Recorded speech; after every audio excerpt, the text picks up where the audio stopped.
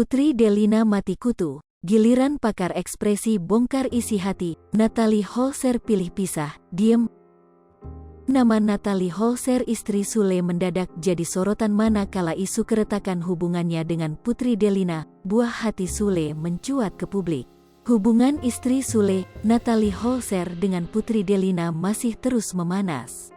Berawal dari podcast Putri Delina dengan Maya Estianty, nama Natalie Holzer istri Sule jadi kena batunya. Natalie Holzer istri Sule dianggap gagal jadi ibu sambung yang baik bagi Putri Delina. Pakar mikroekspresi Kirdi Putra mengungkapkan perasaan Putri Delina saat jadi bintang tamu di podcast Maya Estianty. Kirdi Putra mencoba mengamati mulai dari mimik muka hingga nada suara dari anak sambung Natalie Holzer itu. Pakar mikroekspresi tersebut katakan mimik muka Putri Delina ketika menyampaikan pesan tersebut terlihat cenderung biasa saja, hal itu menurutnya bagus.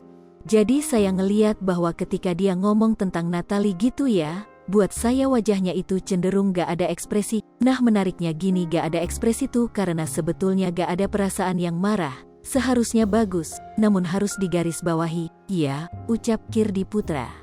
Lebih jauh Kirdi sampaikan hal ini yang merupakan pertanyaan besar yang timbul dalam dirinya. Dengan tanda petik ibu ya ibu sambung ini jadi pertanyaan besar, kok hubungan mereka jadi kayak diem-dieman seperti ini, itu yang bisa saya lihat, beber Kirdi Putra.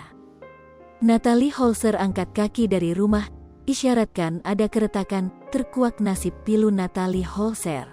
Natalie Holzer mengaku tidak tinggal dengan Sule untuk sementara waktu. Setelah minggat dari Istana Sule, ia memilih untuk kembali ke rumahnya sendiri. Banyak publik berspekulasi Natalie sengaja pergi karena Sule lebih mendukung anaknya dibanding sang istri. Sripopo TV, jangan lupa komen, like, dan subscribe, serta tonton terus berita-berita terupdate lainnya ya.